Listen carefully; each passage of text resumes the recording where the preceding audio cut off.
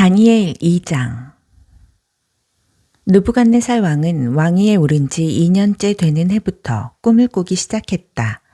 그는 그 꿈에 몹시 시달렸다. 그는 잠을 이룰 수가 없어 꿈을 해석하려고 바빌론의 모든 마술사, 주술사, 마법사, 점성가를 불러들였다. 그들이 와서 왕 앞에 서자 그가 그들에게 말했다. 내가 꿈을 꾸었는데 도무지 떨쳐버릴 수가 없구나. 그 꿈이 무슨 뜻인지 알아야만 잠을 이룰 수 있겠다. 점성가들이 아람말로 아뢰었다. 왕이시여 만수무강하시기를 빕니다. 저희에게 그 꿈을 들려주시면 뜻을 해석해드리겠습니다. 왕이 점성가들에게 대답했다. 내가 칙령을 내린다. 너희는 내게 그 꿈의 내용과 뜻을 모두 말해주어야 한다. 그렇지 못할 경우 너희를 능지 처참하고 너희 집을 다 허물어버리겠다. 너희가 내게 그 꿈의 내용과 뜻을 모두 말해주면 내가 너희에게 후한 상과 큰 영예를 내릴 것이다. 그러니 그 꿈의 내용이 무엇이고 그 뜻이 무엇인지 내게 말해보아라. 그들이 대답했다. 아뢰옵기 황공하오나 그 꿈을 저희에게 말씀해 주소서. 그리하면 저희가 그 뜻을 해석해 드리겠습니다. 왕이 대답했다. 나는 너희 속셈이 무엇인지 안다. 너희는 그저 시간을 벌려는 수작이다.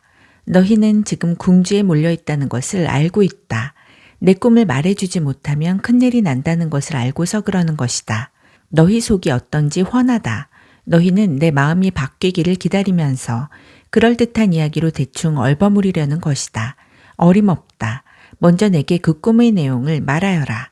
그러면 내가 너희 해몽이 허풍이 아니라 믿을 만한 것인 줄 알겠다. 점성가들이 말했다.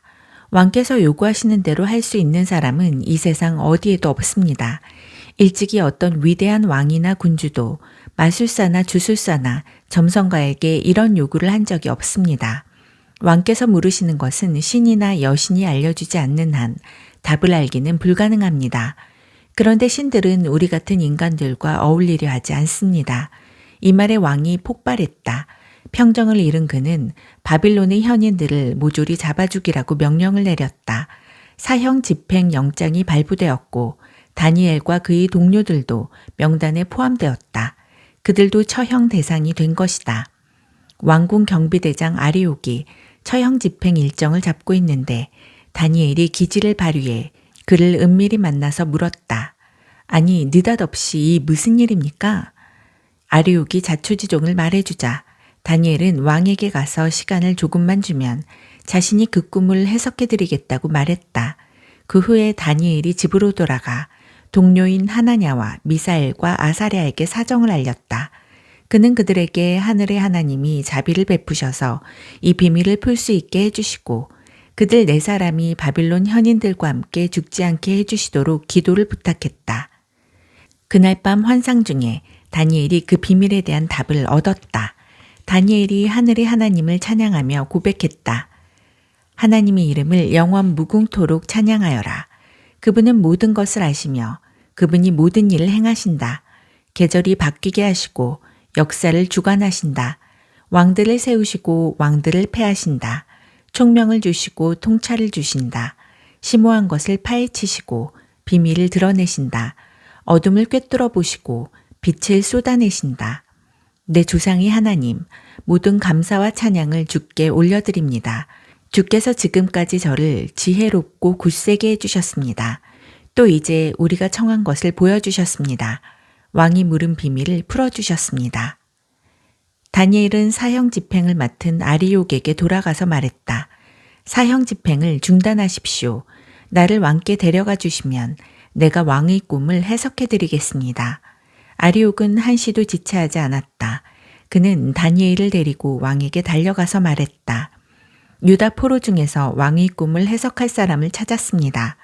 왕이 다니엘, 바빌론 이름은 벨드사살에게 물었다.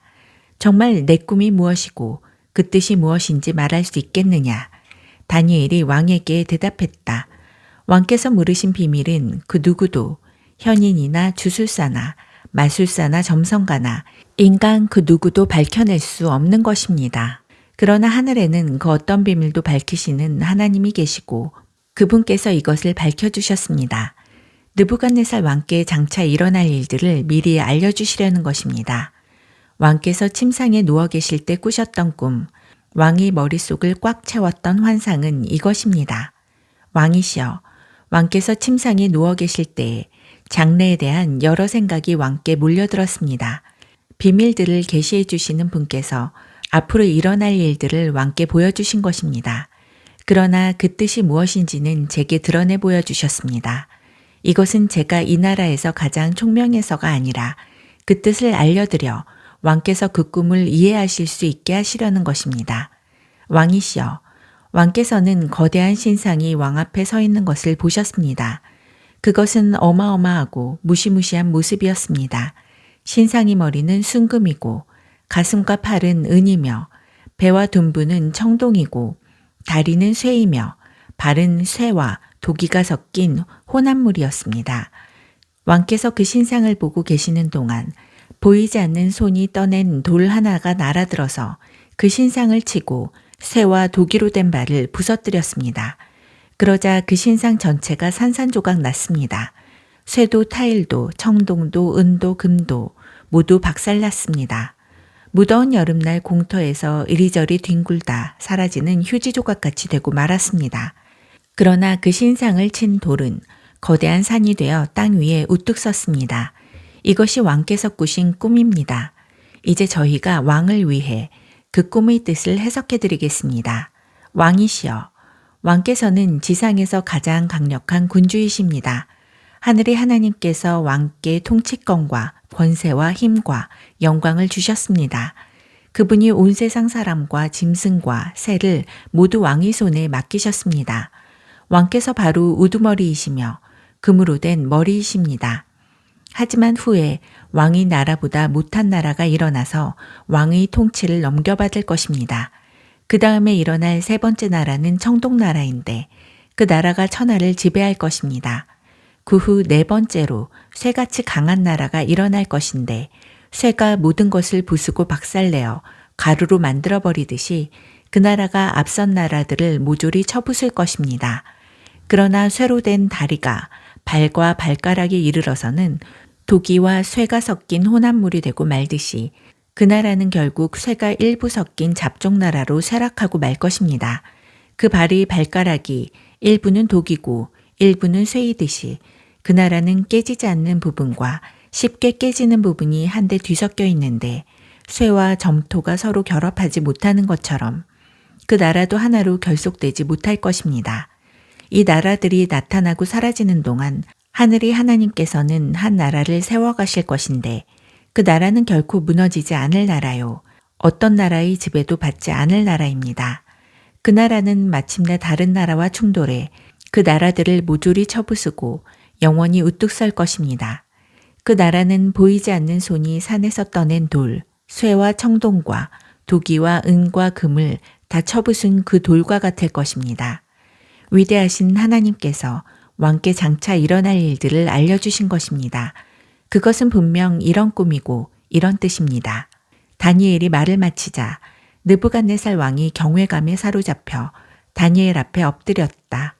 그는 다니엘을 높이는 희생 제물을 바치고 향을 피울 것을 명령했다. 그가 다니엘에게 말했다. 그대의 하나님은 참으로 모든 신을 뛰어넘는 신이시오. 모든 왕 위에 군림하는 군주이시다. 그대가 이 비밀을 밝힌 것을 보니 그분은 그 어떤 비밀도 밝혀내시는 분임이 틀림없다. 왕은 다니엘을 나라의 높은 자리에 앉히고 큰 상을 내렸으며 그를 바빌론 전 지역을 관할하는 통치자와 바빌론의 모든 현인을 거느리는 우두머리로 삼았다. 다니엘의 요청에 따라 왕은 사드락과 메삭과 아벳느고를 바빌론 전역의 관리로 내보냈고 다니엘은 왕실 본부를 관할했다.